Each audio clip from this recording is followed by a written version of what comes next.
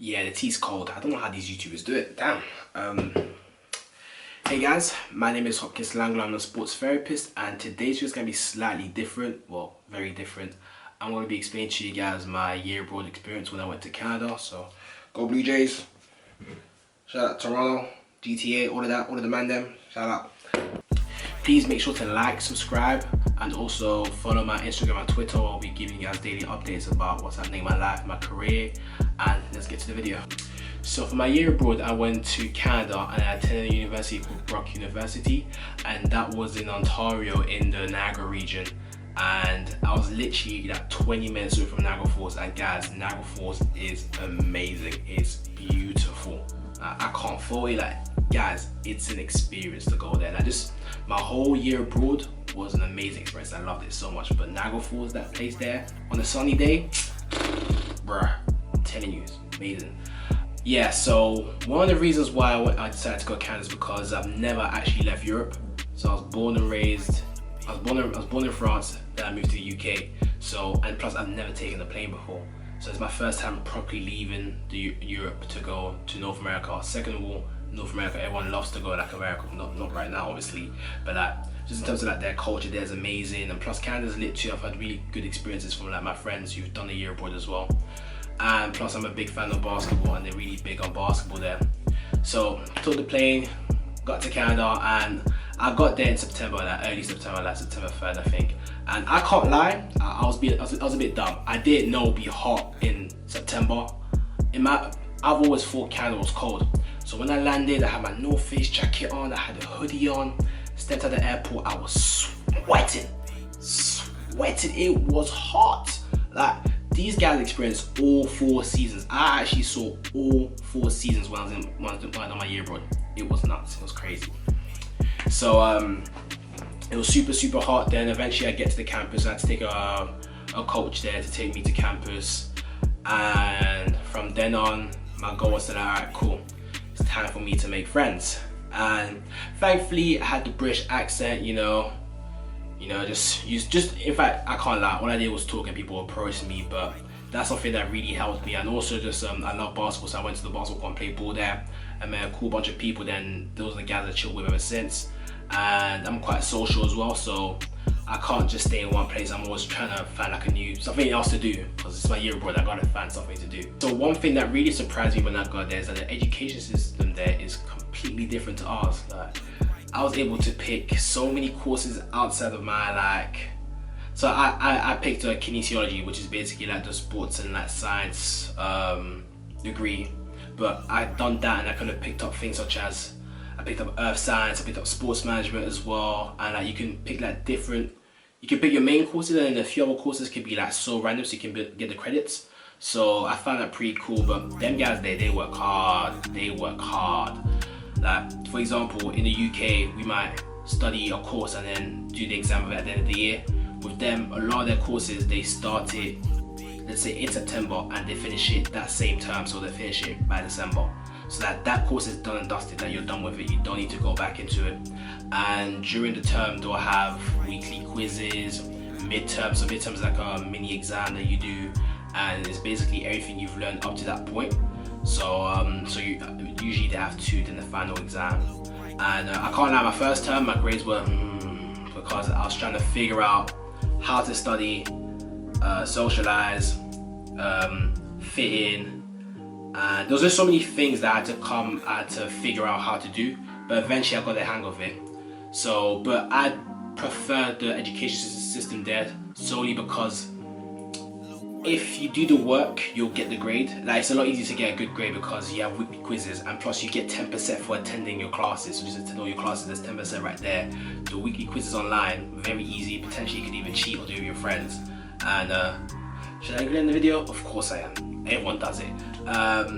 So yeah, but it is a lot more work. You have to be patterned from day one, basically. From the first day of school, you gotta be patterned, basically. So there's that.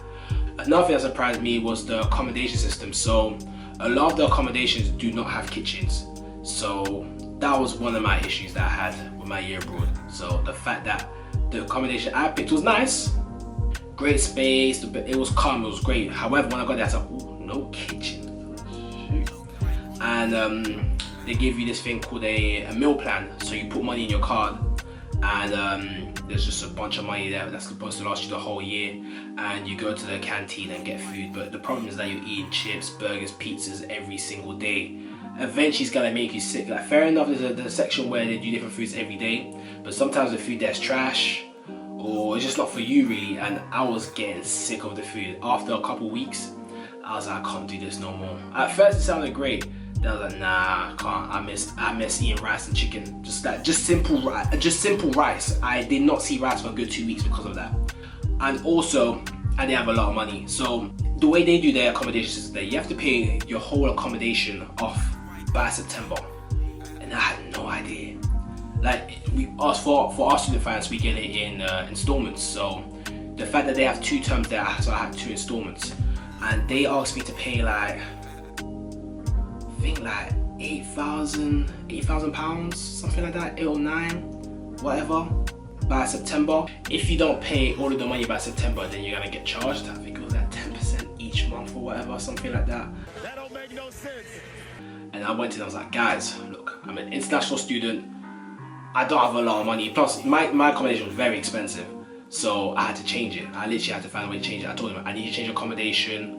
I can't pay the full amount yet because I get paid in installments. And I told him all of that. They're like, oh, there's nothing we can do about it, blah, blah, blah. And deep in mind, I'm an international student. I don't know what I'm doing. This is not my country. If something happens to me, I'm finished. Like, I've got no one here to help me. And they couldn't help. So that's one of the issues I have with my year abroad. But thankfully I was able to change accommodation. I had to get a doctor's note, so telling them that the food at the cafeteria was making me feel sick, and plus I'm lactose intolerant. So I was just telling them that what they were offering there wasn't me, my dietary requirements, blah blah blah and stuff. And that was literally the only way for me to actually change accommodation to where I can get an accommodation with a kitchen. However, here's the catch: I had to share a room.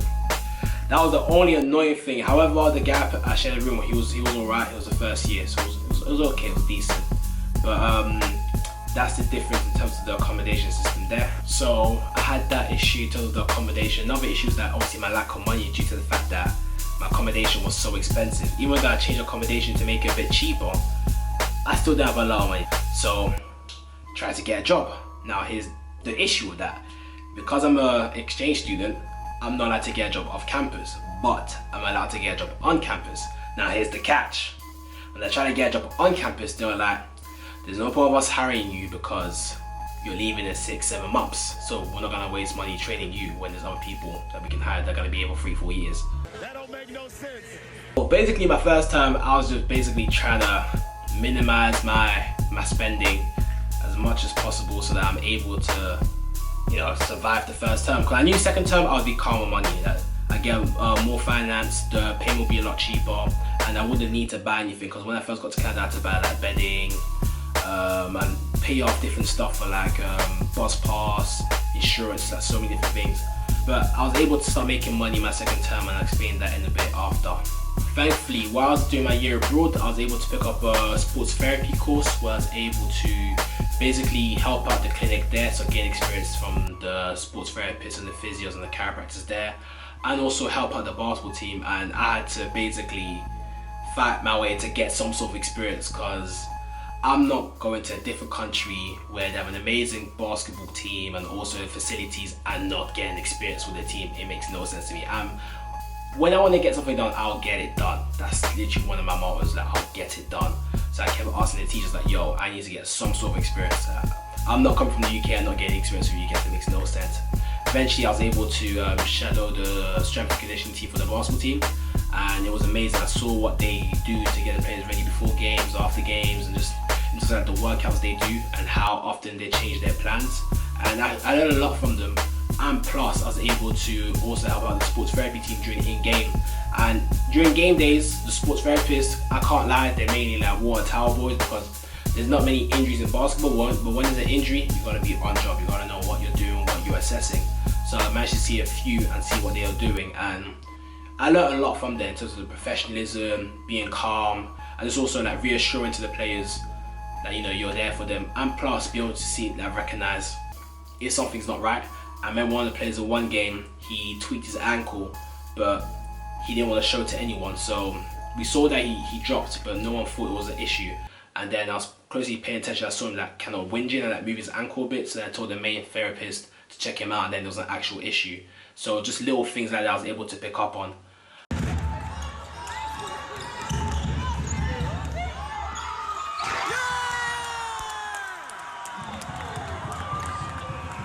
And I also helped out the swimming team with pre and post care treatment and advice and stuff after they finished their competition. So me going to Canada has helped me to see the level that a lot of college athletes, university athletes play at, and their crazy schedule they go through, because they have to go to classes, then they have to train early morning, then maybe evening, and have games and stuff, and they go through a lot, and it's made me realize that wow, this is tough. Learning sports therapy in Canada, or they call it athletic therapy, that has really helped me to expand my knowledge and also my confidence, and made me realize how different, like the differences they do in their country compared to ours, and implement their techniques into the UK where I am today. And just also sort of like the level that their students are at. That if you see a sports therapist there and they take it very seriously, they're really good at it, like to the chance where they're leading the sports teams there as well. So it's really made me deep. I gotta get my stuff together, I gotta know my stuff, and really get to that level, because my main goal is to be like a sports therapist, in fact a physio for the NBA team. So there's so many steps I need to take that I just need to keep on pushing and going through it. How I made friends. So I'm quite a social guy, basically. I'm quite a social guy, so it's not too tough for me, but I can't lie, I was a bit shy and I was homesick as well, because I've never been that far away from home before. So my first time was a bit hard, because one, I didn't really have friends like that at the beginning, didn't really know anyone, I didn't really trust anyone either. But as time went on, like near the end of the first time, I felt a lot more comfortable and met some amazing people there.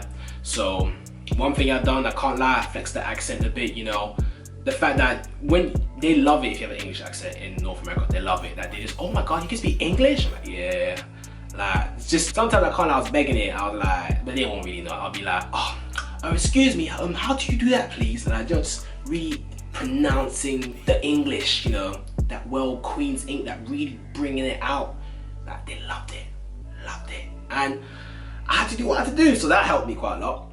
Another thing I've done, I went to the basketball court like on my first week there, and I just met a bunch of like people from like the GTA. So the GTA is the Greater Toronto area, and I'm from London. So the GTA and London, yeah, mad similar. Slang is similar, people think the same and stuff like. So when I saw the type of people, I was like, I'm calm, we're chilling, like it was cool. I met a bunch of guys there and everything. We became boys, were really cool. All them man know me, come my guys, GTA and that.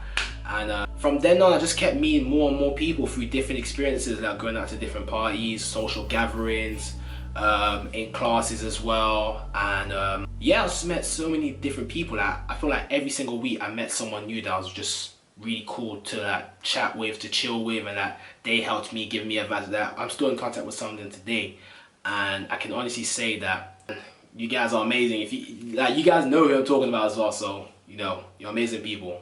Love you guys, man. So I also managed to find some time to travel while I was in Canada. I went Niagara Falls like I stayed earlier, and again, amazing experience there. I went to Toronto. Toronto is amazing. It's like London, but like times 10 in terms of like how big it is, skyscrapers and everything. Like it's nuts. Like all the roads there are literally a straight line, like one straight line, and their tube system, can't lie, their tube system sucks, but it's very easy to finesse, like to the point where you don't even need to tap in. It's mad.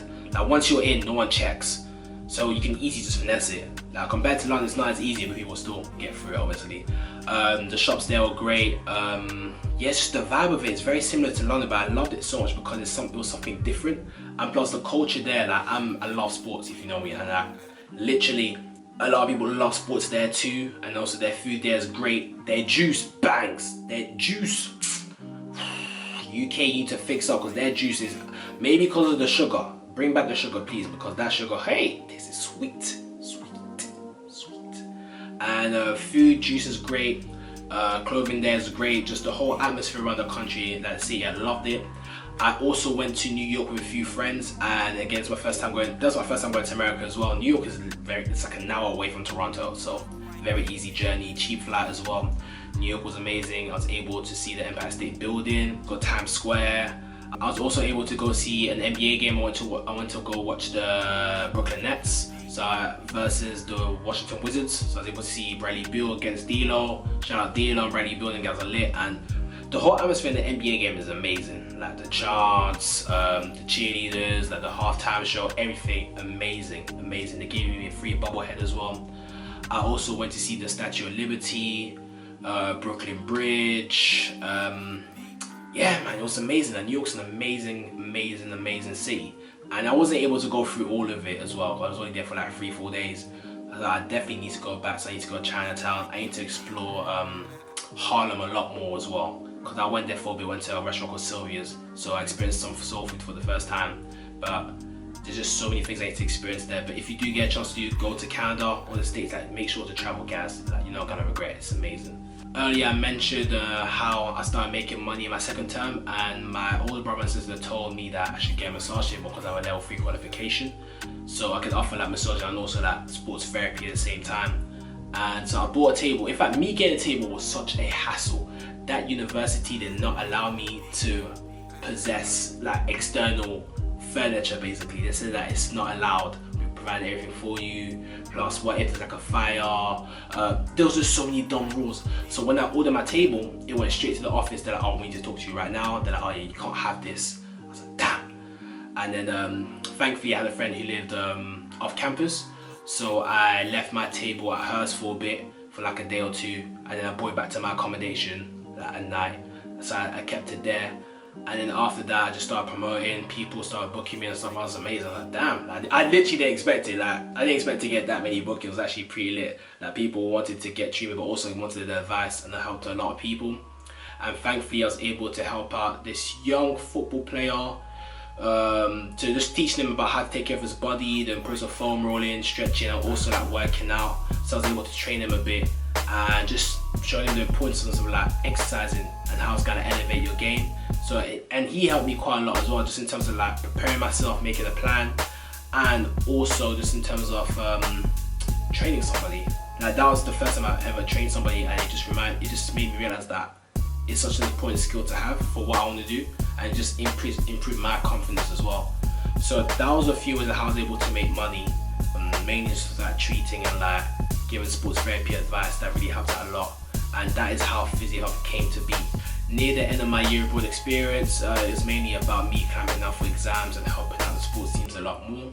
So just dedicating a few more early mornings to help out the strength and conditioning team and preparing them for their games and stuff and everything.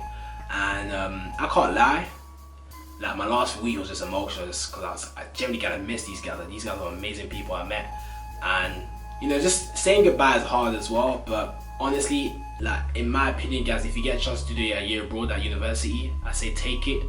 I'll recommend Canada. I recommend going to Brock University. It might be good, it might be bad for you, I have no idea. But I will say that you need to go out there and like spread your wings basically. You gotta meet new people, learn a new culture, just really put yourself out there so you can really test you on how much you can develop and grow. Because one thing I realized when I was there, I was able to make sacrifices. For example, go to a not as good accommodation to save money, ration money a lot more, and also buy a massage table to make some more money because I didn't have a lot of money, so that I'm able to live and travel and like get a really good experience. That I learned that I possess that skill to do that.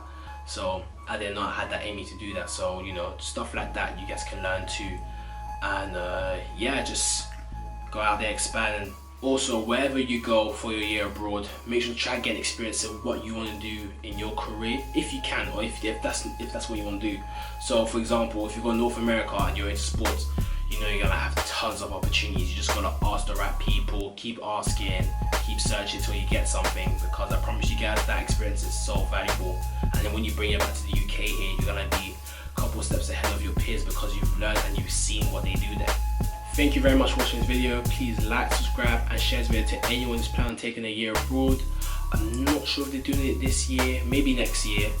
Hopefully everything calms down. Also, comment down below if you have any more questions about my year abroad and just some advice and tips I can share to you guys. And also, please follow me on Instagram and Twitter, where I'm going to be posting updates about my life and my career, and also video announcements. Thank you very much, guys, and stay safe.